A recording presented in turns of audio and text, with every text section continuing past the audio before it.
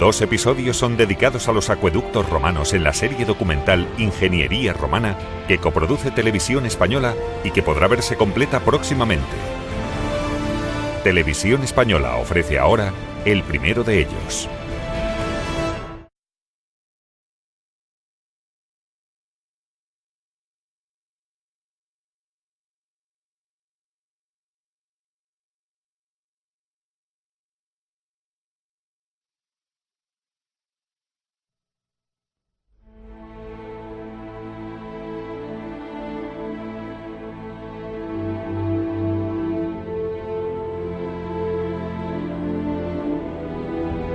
En cualquier tiempo, en cualquier época, para cualquier pueblo,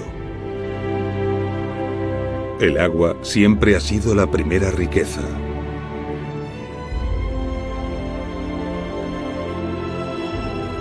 Y Roma no fue una excepción. Los romanos llevaron esta idea a tal nivel que se obstinaron en que sus ciudades dispusieran del agua más abundante y pura posible.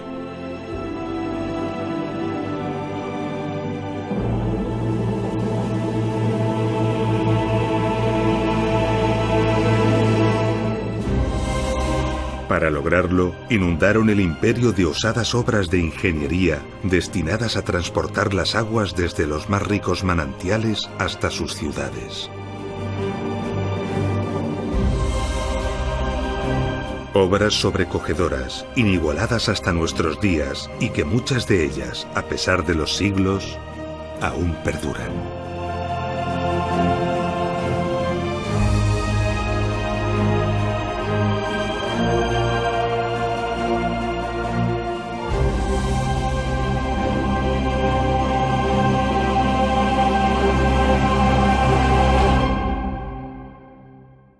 Año 29 a.C.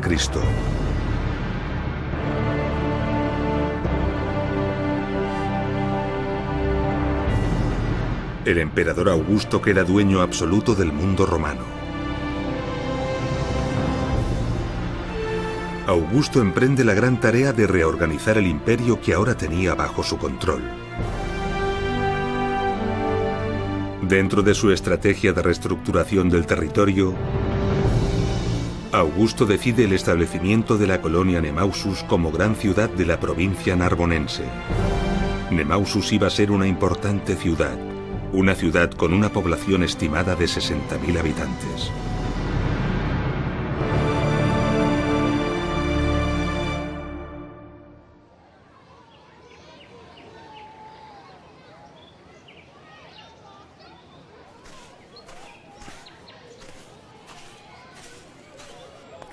Y así fue.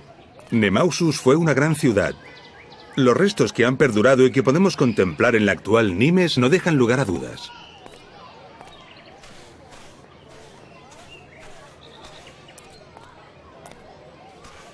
Una ciudad de tales dimensiones, con una población tan numerosa, debía tener preparado un importante suministro de agua.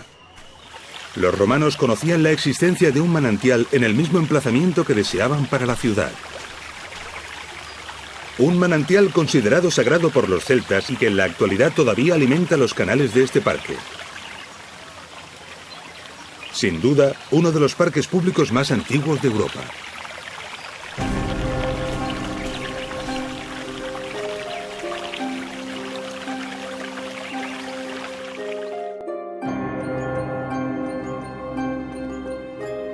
Además de estas fuentes, los romanos disponían de un caudaloso río a tan solo 5 kilómetros al norte, el río Gard.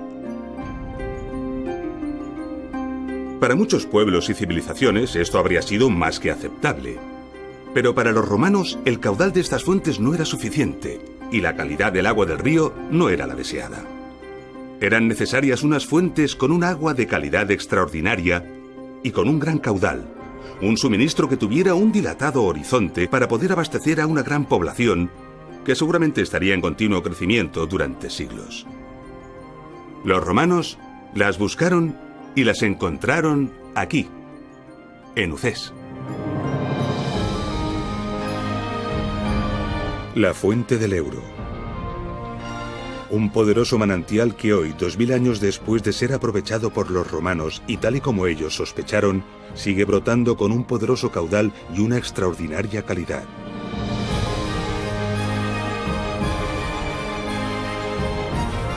La fuente del Ebro provoca y mantiene un paisaje soberbio que sobrecoge. Desde hace cientos de años, miles de personas vienen a disfrutar de este extraordinario lugar.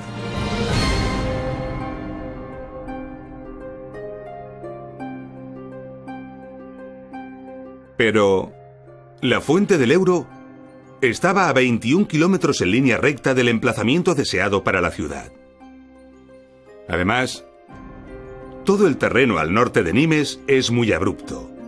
Y entre la ciudad y las fuentes se desarrolla el profundo cañón del río Gard que sería necesario cruzar transversalmente.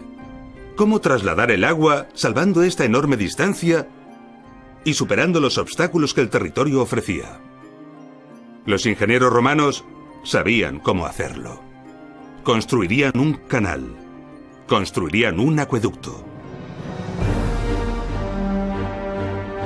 Así que los mejores ingenieros debieron ser convocados. Era necesario proyectar y construir rápidamente. La ciudad no podría funcionar sin la garantía del recurso vital. Pero antes de todo era necesario asegurar que la ubicación deseada para la ciudad era posible.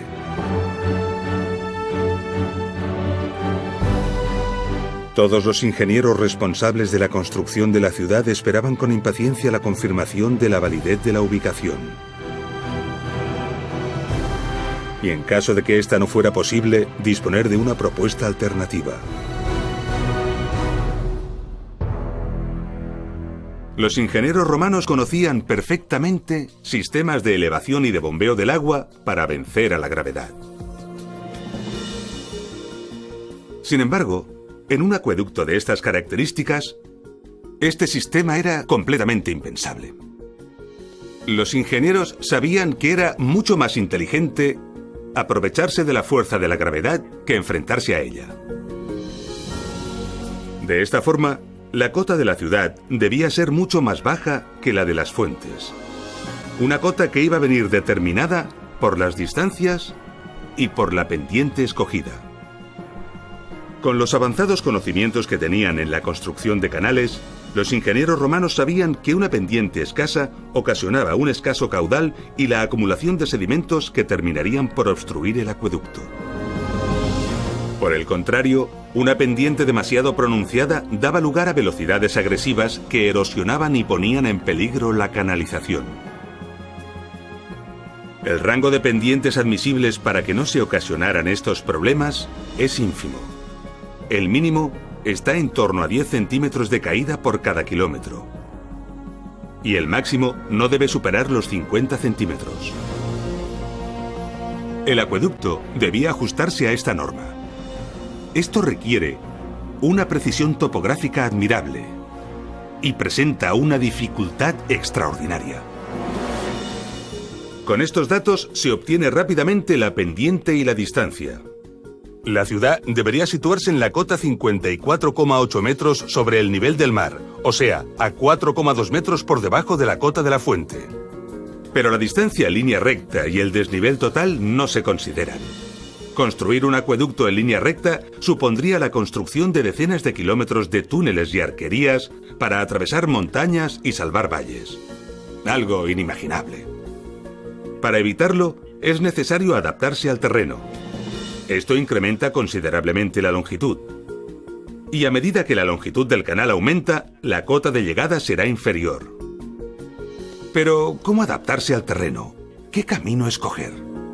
El camino idóneo surge rápidamente si cortamos el terreno con un plano horizontal que parta de la cota de las fuentes y llegue hasta la zona escogida para la ciudad. Y esto lo sabían perfectamente los romanos. Esta línea de intersección con el terreno supone el recorrido ideal y natural. Pero surgen irremediablemente dificultades que deben ser salvadas y atajos deseables para abaratar y facilitar la obra. A veces escogiendo recorridos alternativos, a veces acortándolos con túneles, otras veces construyendo arquerías. Todo esto se debía tener en cuenta, respetando en todo momento los límites tan precisos en la pendiente, para finalmente obtener el preciado dato de la cota a la que llegaría el agua. La ciudad debería situarse obligatoriamente por debajo de esta cota, para así ser suministrada de agua por efecto de la gravedad.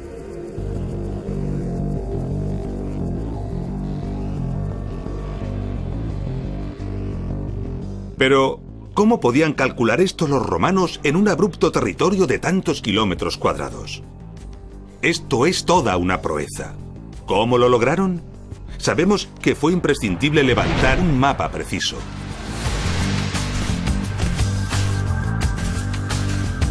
Con ayuda de la dioptra, tuvieron que medir los ángulos horizontales de los puntos de las cimas de las montañas, los vértices geodésicos. Los topógrafos romanos debieron señalizar las cimas de las montañas y otros elementos relevantes del territorio que deseaban medir.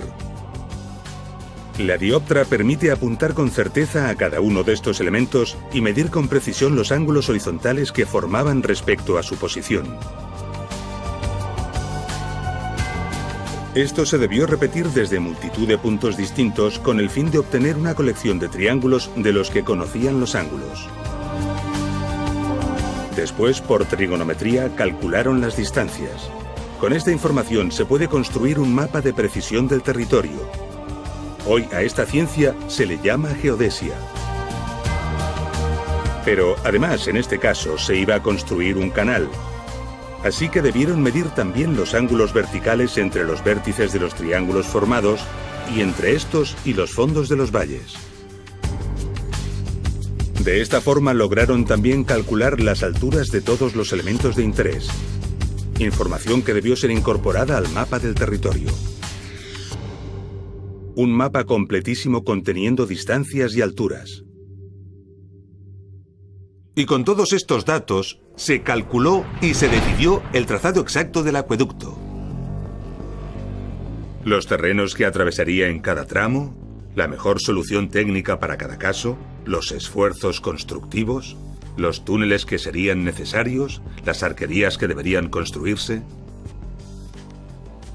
En definitiva, se podía medir y valorar la obra. Y se podía averiguar el dato que los ingenieros encargados de construir la ciudad tanto necesitaban: la posición adecuada donde levantar la ciudad. El abastecimiento estaba asegurado y podía enviarse la noticia a Augusto de que su fundación era posible y acertada.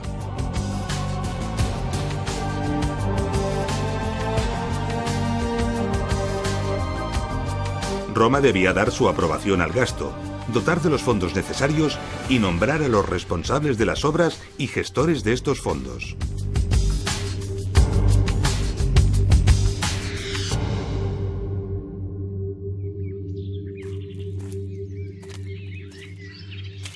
La precisión necesaria para definir el trazado de un acueducto como el de Nimes deja atónitos a los ingenieros modernos. Pero definir el trazado es solo el principio. Construir las canalizaciones, levantar las arquerías, perforar los túneles, exige a los ingenieros romanos una gran cantidad de conocimientos, técnicas constructivas y experiencia.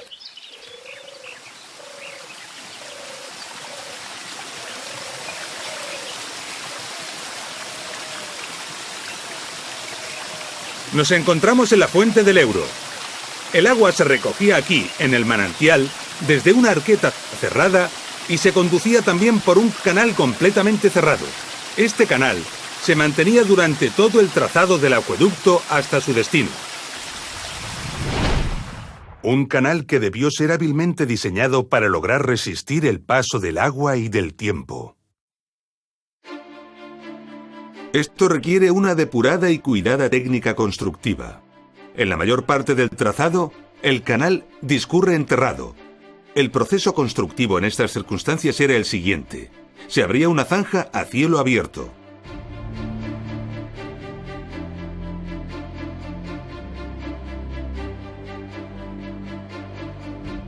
En esta zanja se colocaba una solera de piedras gruesas y sobre ella una solera de opus caementicium, el famoso hormigón romano. Después se levantaban encofrados de madera para alzar los muros laterales con pequeños sillares y argamasa. Para cerrar el canal, a fin de protegerlo de la intemperie y de la luz, se construía mediante una cimbra la bóveda de mampostería y argamasa.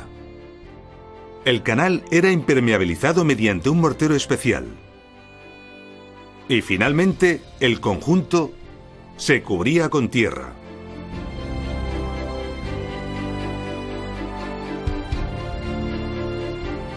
Las dimensiones finales del canal permiten transportar perfectamente el caudal deseado. Además, cabe sobradamente una persona, algo importante para las labores de mantenimiento.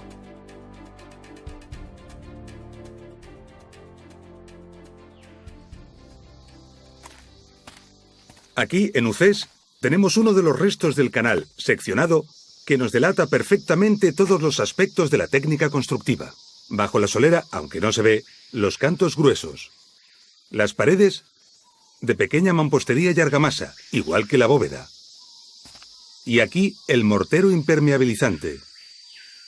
La impermeabilización del acueducto era muy importante, porque las fugas de agua no solamente provocaban pérdidas de caudal, sino que además podían descalzar y dañar gravemente la obra. Este mortero, que era un impermeabilizante excelente, estaba formado a base de cal y cerámica molida, normalmente ladrillos o tejas. Este mortero se llamaba opus igninum, y aquí podemos verlo perfectamente. En las juntas de hormigonado, los ingenieros romanos pusieron un cordón de este material. Esto es debido a que las juntas de hormigonado son las que más sufren este problema, principalmente por la dilatación. Este cordón llamado bocel resuelve el problema a la perfección. Podemos observar que la superficie final de las paredes está recubierta con esta especie de pintura roja. Toda la canalización del acueducto de Nimes está recubierta de esta forma. Desconocemos su utilidad, pero algunas teorías apuntan a una función bactericida.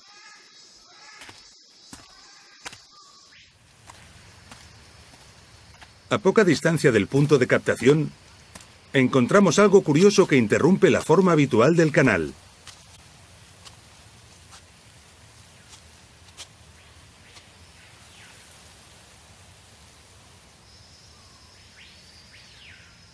En poco tiempo de observación, un técnico moderno entiende perfectamente su función.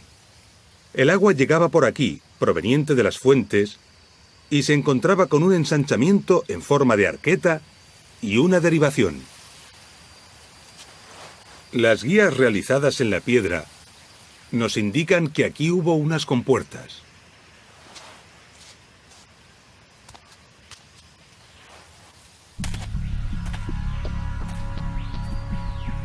Inmediatamente comprendemos que si cerramos esta compuerta y abrimos esta otra, el agua se desviará dejando al acueducto sin caudal.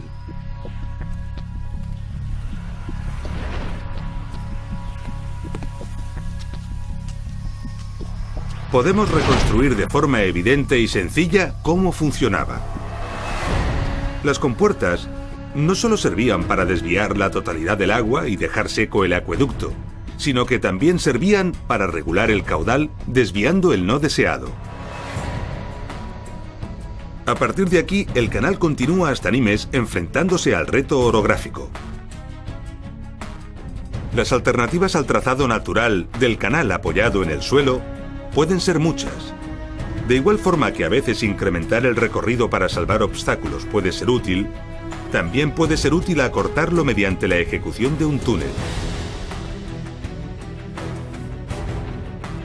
Para realizar los túneles en el acueducto de Nimes, los ingenieros romanos primero delimitaron los tramos, luego los replantearon y finalmente realizaron pozos de registro regularmente distanciados.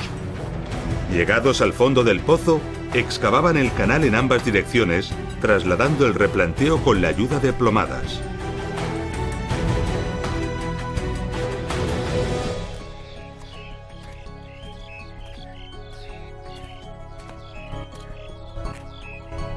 Estamos ante los restos de uno de los túneles del acueducto de Nimes. Y aquí estaba el canal cubierto, pero ya está destruido.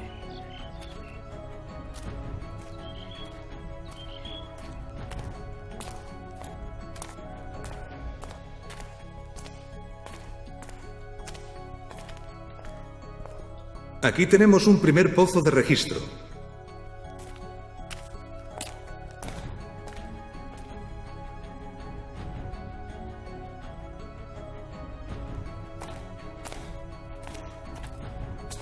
Y en este punto apreciamos perfectamente cómo a partir de los pozos de registro la excavación se realizaba mediante la técnica de destroza para abrirse paso y extraer la roca. Después se refinaba el resultado. Entre ambos pozos, los equipos de excavación se encontraban. Aquí vemos un frente de avance y aquí vemos el otro. Esto nos delata que estamos ante un punto de encuentro.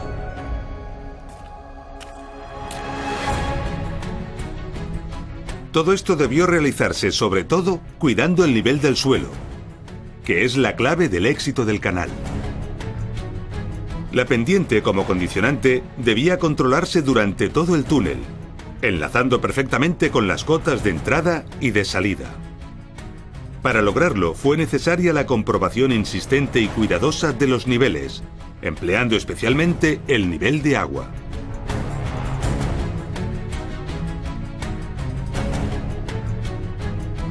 En ocasiones, para salvar valles, los ingenieros romanos construían arquerías.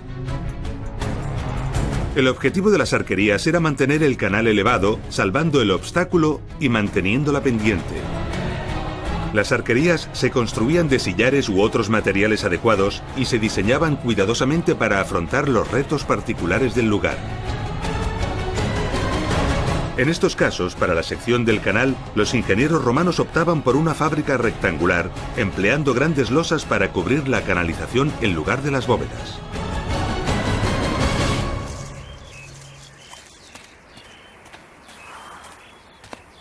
En las partes agrestes, por donde cruzaba el trazado del acueducto de Nimes, podemos ver algunas de las arquerías que fueron necesarias para cruzar algunos de estos barrancos. Y aquí tenemos una de ellas.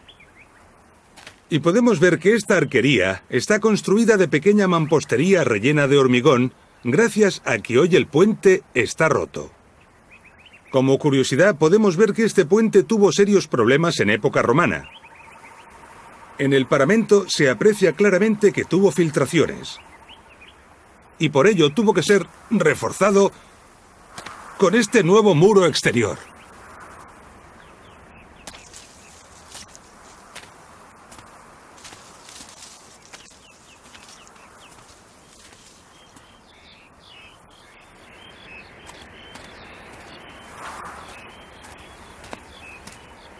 Sobre la arquería, podemos ver los restos del canal, conservando todos los atributos que ya conocemos, menos la cubierta, ya desaparecida. Vemos perfectamente los muros. Aquí el opus signinum, y aquí algo nuevo, la concreción calcárea. Procede del carbonato cálcico disuelto en el agua, que se va fijando poco a poco en las paredes del canal. Es el mismo fenómeno que las estalactitas y las estalagmitas de las cuevas. Este tremendo espesor de concreción calcárea evidencia que el acueducto de Nimes estuvo en funcionamiento durante cientos de años.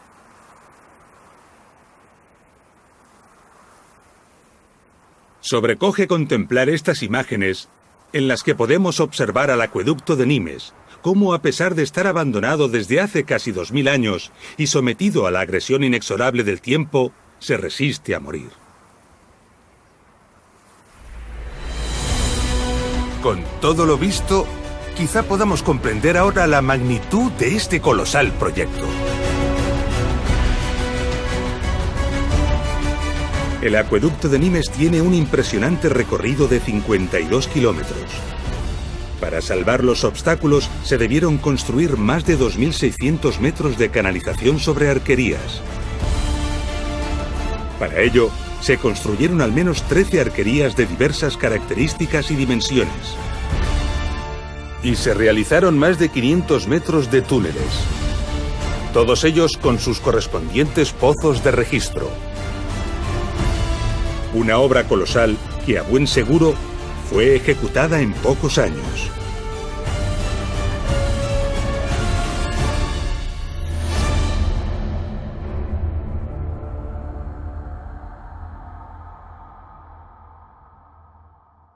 Impresionante. Pero hemos olvidado una de las grandes dificultades que la construcción del acueducto de Nimes implicaba: salvar el profundo cañón del río Gard.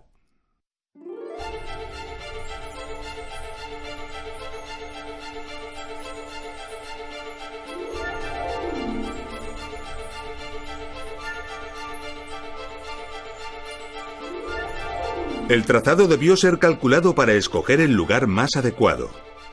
A pesar de ello, el reto era imponente. Obligaba a salvar una altura de 49 metros y una distancia de 360. Como veremos más adelante en nuestro apasionante documental, los romanos disponían de varias soluciones para afrontar este problema. Sin embargo, en Nimes optaron por la más osada y al mismo tiempo la más bella.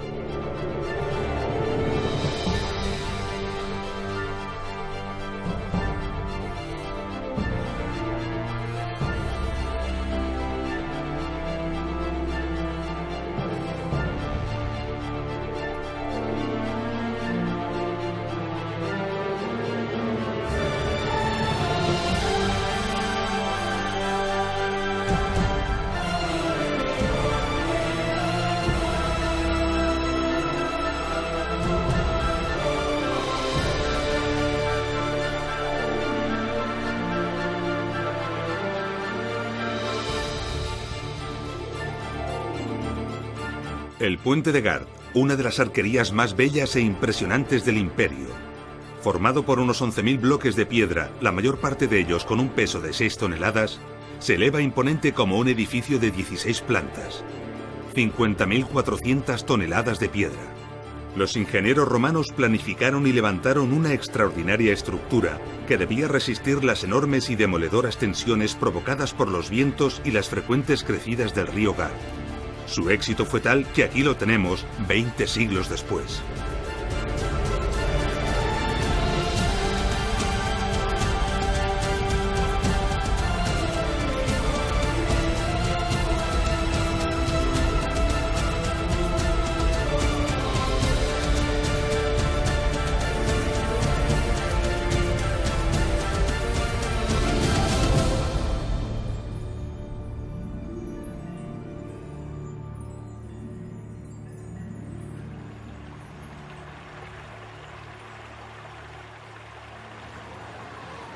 Aquí arriba, a 50 metros sobre el río Gard, las vistas son imponentes.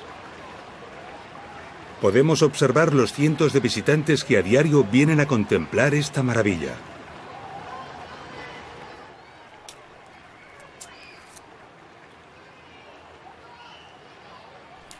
Estamos sobre la canalización, que en algunos tramos está desprovista de las losas que la cubrían.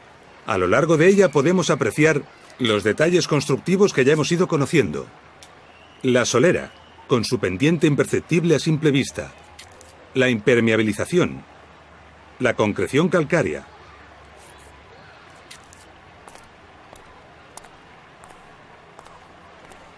Este es un buen sitio donde podemos apreciar la capa de pintura roja que cubría el mortero de impermeabilización. Y unos pasos más adelante, en el borde inferior, podemos ver el bocel.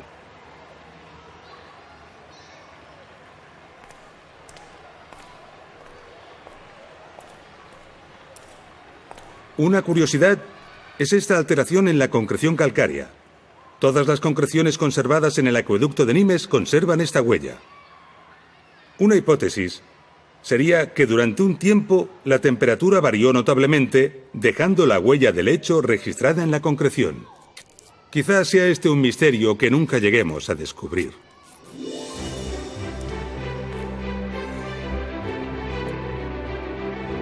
Y así, el acueducto de Nimes, tras 52 kilómetros de recorrido, salvando todos los obstáculos y manteniendo la delicada pendiente, alcanza la cota requerida, el lugar donde entregar el agua que debía alimentar a la ciudad de la antigua Nimes.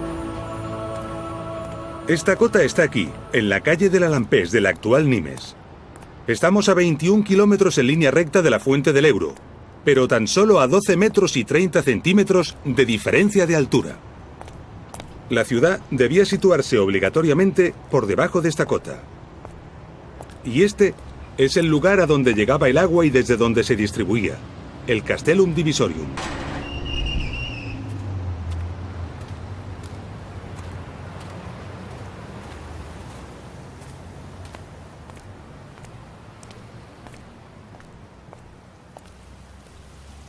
El agua entraba por aquí, con un caudal de casi 36 millones de litros diarios.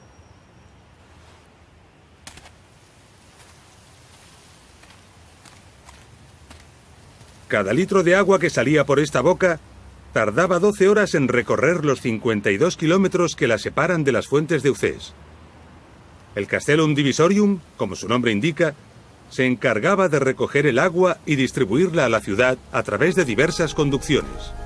Cada una de ellas era destinada a un uso distinto o a un barrio diferente. Después de garantizar el caudal para los usos prioritarios, el agua sobrante era evacuada por 3 tubos verticales que se encontraban en estos 3 agujeros. Esto permitía mantener un caudal mínimo de agua en el alcantarillado de la ciudad. De esta forma, se conseguía una limpieza eficaz del alcantarillado, asegurando la salubridad en la ciudad, no solo para evitar los malos olores, sino sobre todo, las enfermedades.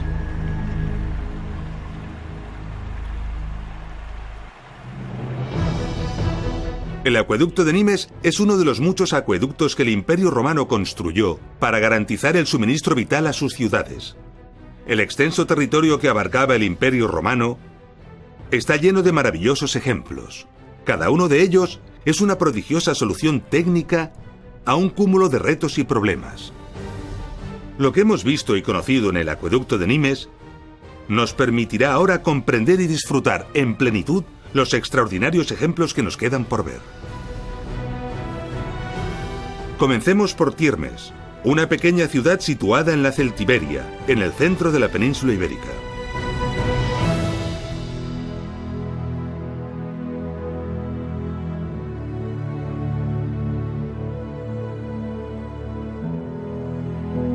Tiermes está enclavada en un territorio a gran altitud y con un clima continental extremo. Calor en verano y mucho frío en invierno. Pobre en terrenos agrícolas, quizás subsistiera de la ganadería y más probablemente del comercio que seguramente le permitía su estratégica situación como cruce de caminos e importante nudo de comunicaciones.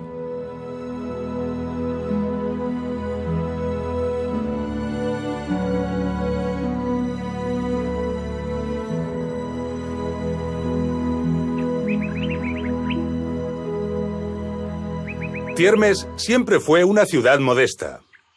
El único lugar público que se conoce de espectáculos es una explanada frente a este graderío.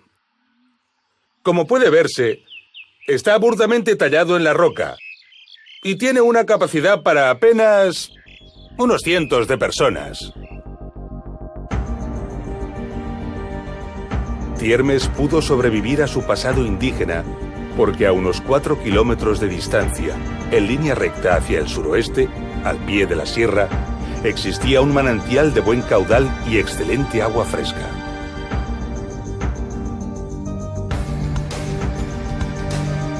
Los ingenieros romanos planificaron un canal de unos 6 kilómetros de longitud que tuvo que atravesar un terreno tortuoso y con continuos afloramientos rocosos.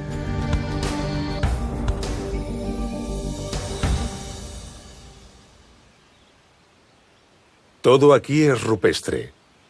Todo está excavado en la roca o se apoya en ella. Y el acueducto no es una excepción. Gran parte del canal está abierto directamente en la roca viva. Su curiosa forma nos delata que estaba cubierto por losas, o más probablemente tablones de madera.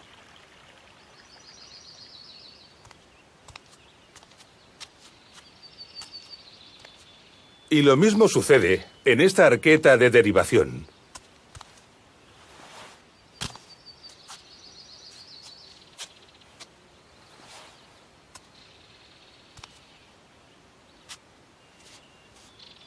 Podemos ver que incluso esta pequeña compuerta para derivar el agua o controlar el caudal es de roca. En el lado sur de la ciudad se conserva un túnel.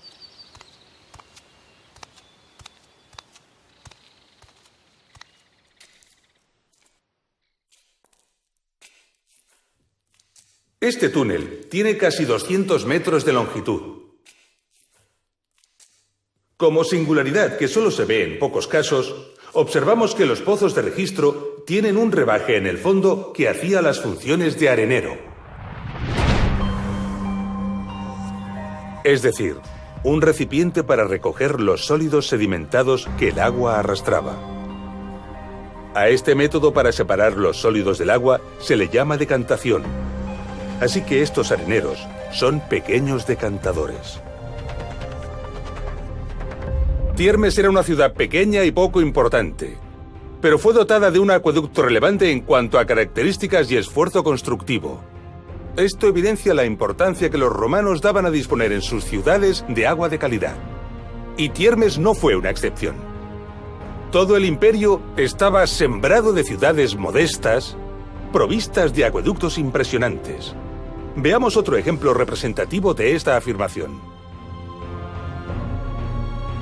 A tan solo 250 kilómetros de Tiermes, encontramos el acueducto de Albarracín a Cella. Cella era una ciudad romana de poca entidad. Se encontraba en la cuenca del río Ebro. Sin embargo, el manantial escogido estaba situado en la cuenca del río Turia. Los 25 kilómetros de recorrido del acueducto que se decidió realizar suponen un trasvase entre ambas cuencas, uno de los trasvases entre cuencas más antiguos de la humanidad.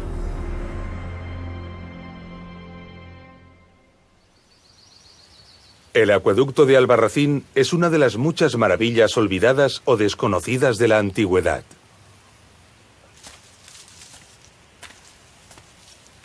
Por la particularidad del territorio en que se encuentra, debió requerirse una inversión económica colosal, además de esfuerzo e ingenio para hacer realidad esta obra. En el inicio del trazado, los escarpes rocosos obligaron a realizar túneles a poca distancia de las paredes de roca. La línea de ventanas revela perfectamente por dónde discurren las galerías.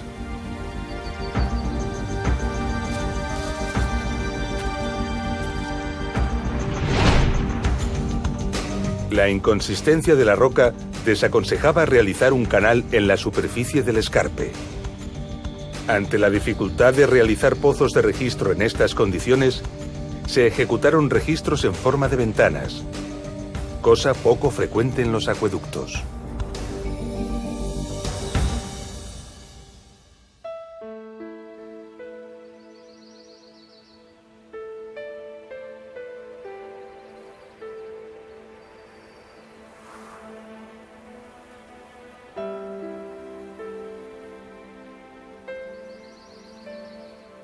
Pasearse por este territorio nos hace comprender la osadía que los romanos desplegaron para enfrentarse a este proyecto.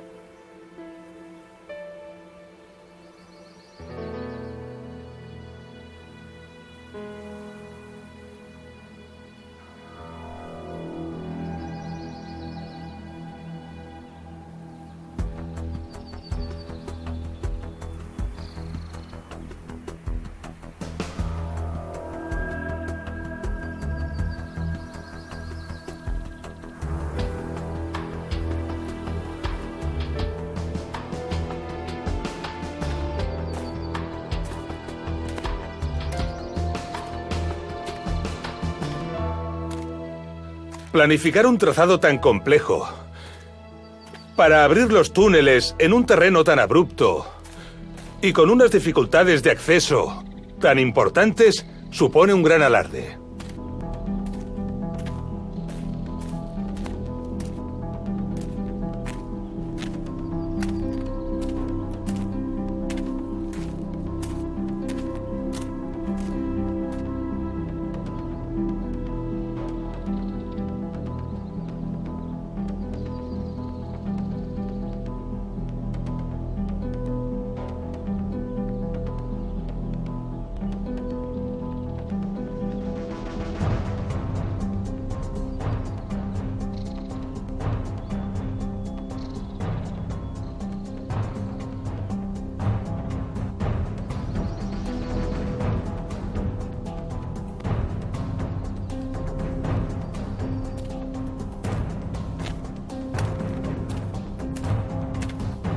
A las dificultades de planificación del trazado, se unieron además serios problemas constructivos.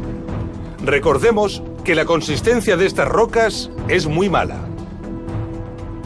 Podemos ver cómo en la actualidad se han instalado estas mallas para evitar la caída de las rocas.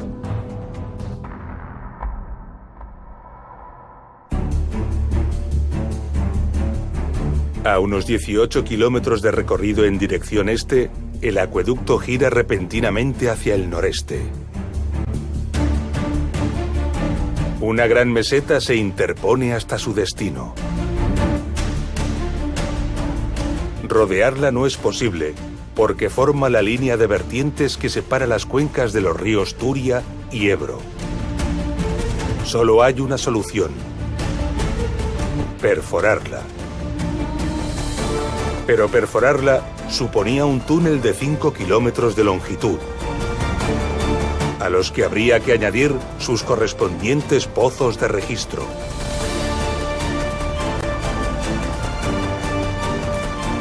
Algo que suponía una dificultad y un volumen de trabajo colosal.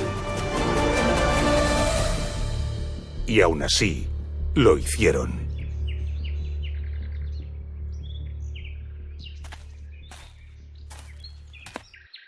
Allí detrás de esas lomas están los escarpes rocosos que hemos visto. El canal recorría este valle exactamente por allí para enfrentarse a la meseta justo en este punto.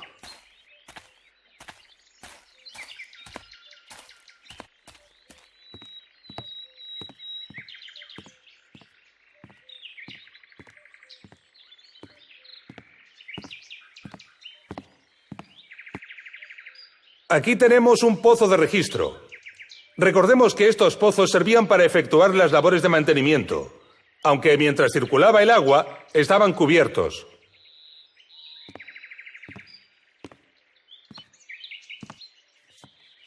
Sin embargo, esto no es un pozo de registro. Esto es un aliviadero. Los aliviaderos son unos dispositivos que sirven para evacuar el exceso de agua que podría perjudicar al acueducto.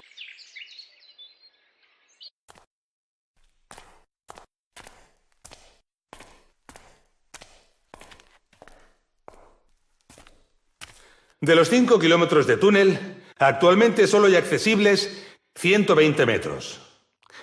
Estos huecos que vemos aquí son muy comunes en todas las galerías y túneles antiguos.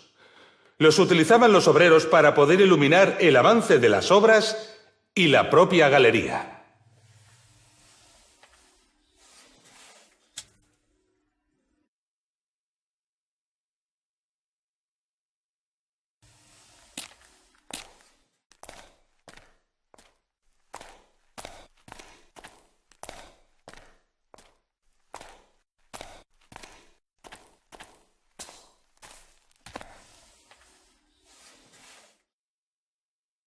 Aquí tenemos un punto con un aspecto muy común en la excavación de las galerías antiguas. Han abandonado el avance de la excavación porque consideraron que el terreno era muy duro. Seguramente buscaron una zona de fractura natural del terreno para poder facilitarse la labor. Por aquí continúa la galería.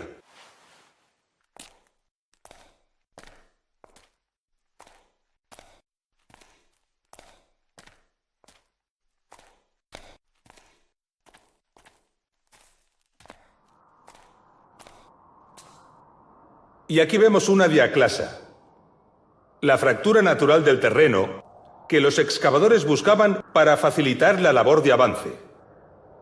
Y en este pozo de registro vemos cómo el terreno arriba es mucho más inconsistente, lo que obliga a abrir la excavación según se va ascendiendo.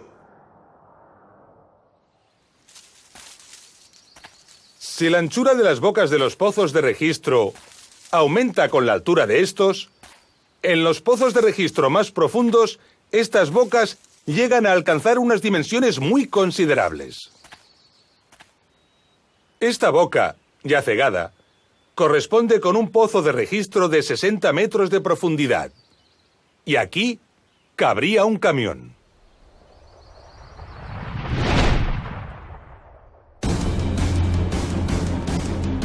Solo ejecutar este pozo supone un trabajo impresionante.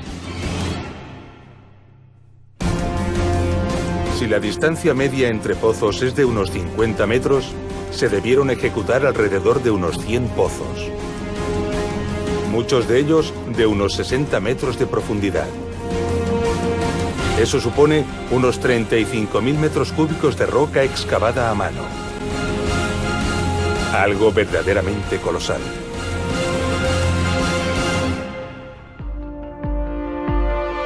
El acueducto de Albarracín-Cella es una de las grandes obras de la antigüedad que actualmente se encuentran prácticamente olvidadas. Una obra que alberga un increíble esfuerzo constructivo digno de ser admirado y considerado. Valoremos ahora la decisión de realizar un trabajo de este calibre para abastecer de agua a una ciudad tan modesta como fue Cella, que además tenía una considerable surgencia de agua junto a ella, el nacimiento del río Jiloca.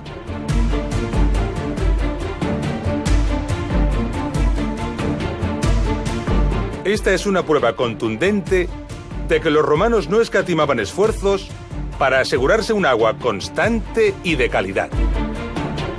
Hasta ahora hemos conocido ejemplos de ciudades donde los vestigios, la historia y la investigación nos han permitido conocer los manantiales de los que se alimentaban, así como la longitud y el trazado exacto de sus acueductos. Pero no siempre es así. A veces encontramos acueductos que son verdaderos misterios. A unos 100 kilómetros al sureste de Cella encontramos el enigmático acueducto de Chelva.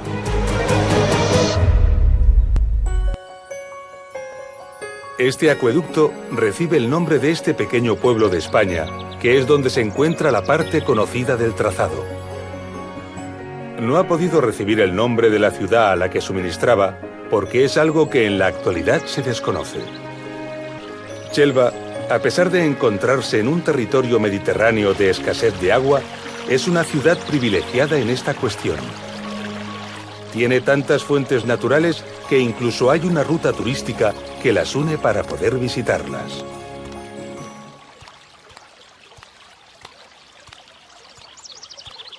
Con toda probabilidad, alguna o varias de estas fuentes fueron aprovechadas por los romanos para alimentar al acueducto.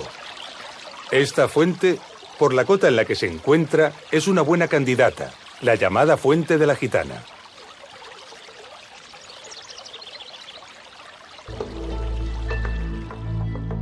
Perdidos entre los bosques y las montañas de Chelva, podemos contemplar importantes restos de arquerías.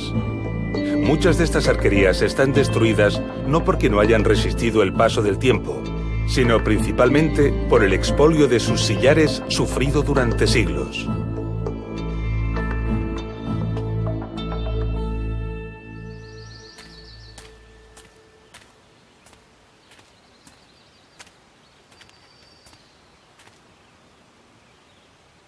Aquí tenemos, sin embargo, estas arquerías excelentemente conservadas. Se construyeron para salvar este impresionante barranco.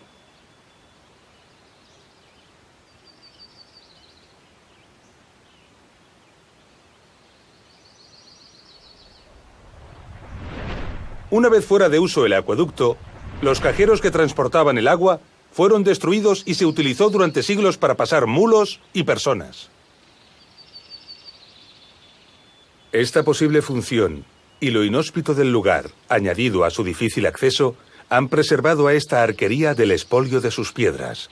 Transportar estos pesados sillares por este abrupto lugar, a pesar de la excelente calidad de su piedra, es demasiado costoso.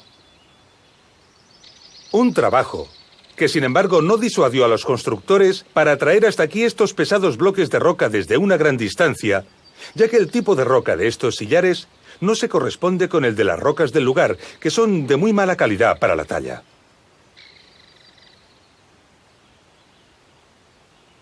Un poco más adelante de este desfiladero, se encontraron con la cresta de esta montaña, y para superarla, podemos ver aquí una interesante solución constructiva.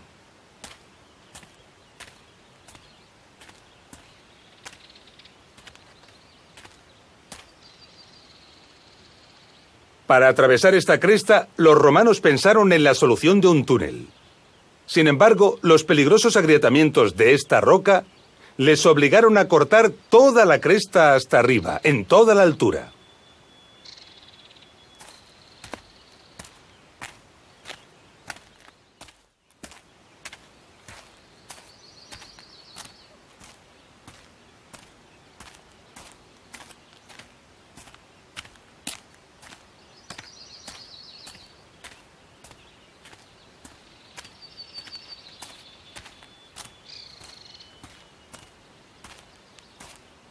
Solo se conservó la solución del túnel en estos pocos metros.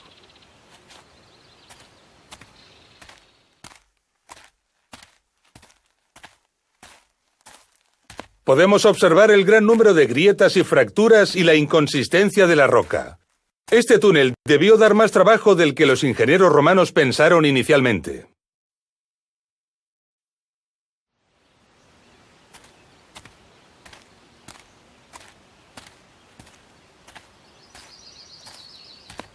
Estas dificultades se evidencian en muchos tramos del acueducto, donde magníficas galerías atajan y perforan las escarpadas laderas.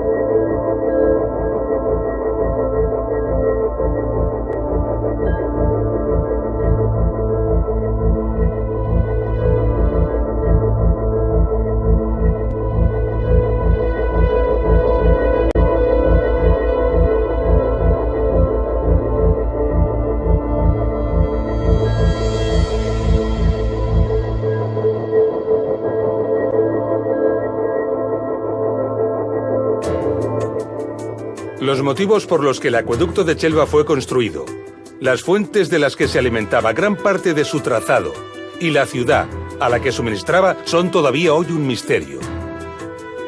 Podemos sospechar que la ciudad de destino pudo ser la antigua Edeta, la actual población de Liria, donde se han encontrado restos de importantes complejos termales, pero en realidad aún no lo sabemos. Sin embargo, un detallado estudio aplicando las reglas de diseño y nivelación que conocemos de los acueductos podría despejar estas incógnitas.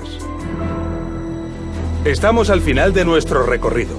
En este documental hemos aprendido lo que es un acueducto, las reglas que rigen su diseño y la dificultad que representa su aplicación.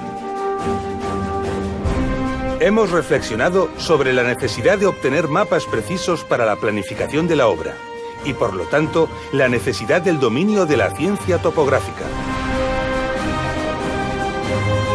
Hemos visto los conocimientos y las técnicas necesarias para construir e impermeabilizar los canales, perforar los túneles, levantar las arquerías y distribuir el agua.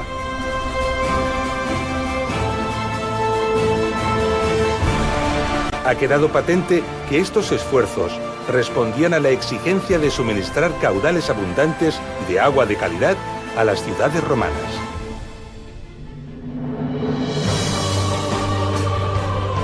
Lo hemos visto en acueductos de gran dificultad constructiva, cuyo destino eran ciudades muy modestas.